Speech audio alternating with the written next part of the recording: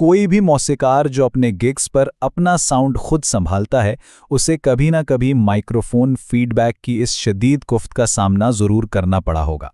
ये एक बहुत आम मसला है, लेकिन अच्छी खबर यह है कि इसे पूरी तरह से कंट्रोल किया जा सकता है। तो आखिर ये खौफनाक तेज़ चीख आती कहाँ से है? वही आवाज़ जो एक बेहतरीन परफॉर्मेंस का मज़ा ख़राब कर देती है। इसे समझना ही इसे काबू करने की तरफ पहला कदम है। अच्छा, तो होता यह है कि आवाज़ माइक से स्पीकर में जाती है और फिर वही आवाज़ स्पीकर से निकलकर वापस उसी माइक में आ जाती है। अब ये चक्कर चलता रहता है और हर चक्कर के साथ आवाज़ बुलंद और बुलंद और बुलंद होती जाती है, यहाँ तक कि वो एक नाकाबिले बर्दाश्त चीख बन जाती है। तो चलिए देखते हैं कि हम इस मसले को कैसे हल करेंगे। सबसे पहले मसले को समझेंगे, फिर फीडबैक की हद को जानेंगे, उसके बाद सेटअप और परफॉर्मेंस के दौरान इसे रोकने के तरीके देखेंगे और आखिर में उन ज़िद्दी फ्रीक्वेंसीज को ख़त्म करना सीखेंगे जो सारा मसला पैदा करती हैं। अच्छा जी, तो सबसे पहले एक बहुत ही अहम चीज़ को समझना ज़रूरी है, जिसे कहते हैं फीडबैक थ्रेशोल्ड। मतलब ये वो लकीर है जहां तक आवाज़ बगैर फीडबैक के पहुंच सकती है। तो सीधी सी बात यह है कि हमारा सारा मकसद इस सुर्ख लकीर यानी फीडबैक की हद को ऊंचा उठाना है।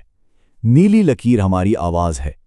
इन दोनों लकीरों के बीच जितना ज़्यादा फासला होगा, हमारे पास उतनी ज़्यादा गुंजाइश या हेडरूम होगा कि हम फीडबैक की चीख सुने बगैर वॉल्यूम बढ़ा सकें। तो सवाल यह है कि इस हद को बढ़ाया कैसे जाए। सबसे पहला और सबसे ज़रूरी काम परफॉर्मेंस से पहले ही शुरू हो जाता है, यानी सही सेटअप। ये आपकी बुनियाद है। ये कुछ बुनियादी उसूल हैं जिन्हें कभी नहीं भूलना चाहिए। स्पीकर्स को हमेशा हमेशा माइक्रोफोन के सामने रखें, उनके पीछे नहीं। अगर स्टेज पर खुद को सुनने के लिए मरकजी स्पीकर्स पर इन्हिसार किया जाएगा तो ये फीडबैक लूप की सीधी सीधी दावत है। इसीलिए फ्लोर मॉनिटर इतना ज़रूरी है जो आवाज़ को आपकी तरफ भेजता है, माइक की तरफ नहीं। स्पीकर की जगह के बाद सबसे अहम चीज़ है गेन स्टेजिंग। अगर माइक्रोफोन का इनपुट गेन ही ठीक सेट नहीं है ना, तो बाकी सब कुछ ठीक करके भी मसला हल नहीं होगा। यहाँ एक बात समझना बहुत ज़रूरी है। एनालॉग और डिजिटल मिक्सर्स पर गेन सेट करने का हदफ अलग होता है। एनालॉग पर 0 dB के करीब रहना है, जबकि डिजिटल पर हदफ -12 dB के आसपास होना चाहिए, यानी जहां मीटर का रंग सबसे पीला होना शुरू होता है। एनालॉग मिक्सर पर यह काम करना तो बहुत ही आसान है। PFL बटन दबाएं, माइक में उसी वॉल्यूम पर गाएं जिस पर परफॉर्म करना है और गेन नॉब को बस तब तक घुमाएं जब तक मीटर की लाइट्स 0 के निशान को छूने लगें। बस हो गया काम। ये EQ इस्तेमाल करने के बारे में सोचने का एक बिल्कुल नया तरीका हो सकता है। फीडबैक से बचने के लिए हमेशा फ्रीक्वेंसीज को बढ़ाने के बजाय कम करने को तरजीह दें। इसे कहते हैं सब्ट्रैक्टिव EQ, और ये एक बहुत कारआमद टिप है। तो देखें, बात यह है कि जब भी किसी फ्रीक्वेंसी को बूस्ट किया जाता है तो दरअसल उस फ्रीक्वेंसी पर गेन बढ़ाया जा रहा होता है। याद है वो सुर्ख लकीर? बूस्ट करने से उस एक फ्रीक्वेंसी पर वो लकीर नीचे आ जाती है और फीडबैक का खतरा बढ़ जाता है। इसके बजाय जो फ्रीक्वेंसीज अच्छी नहीं लग रहीं उन्हें कट करें। और हाँ, वोकल्स पर लो कट फिल्टर इस्तेमाल करना तो लाजमी है। इंसानी आवाज़ में इतनी गहरी बास फ्रीक्वेंसीज होती ही नहीं हैं। अच्छा, सेटअप तो बेहतरीन हो गया।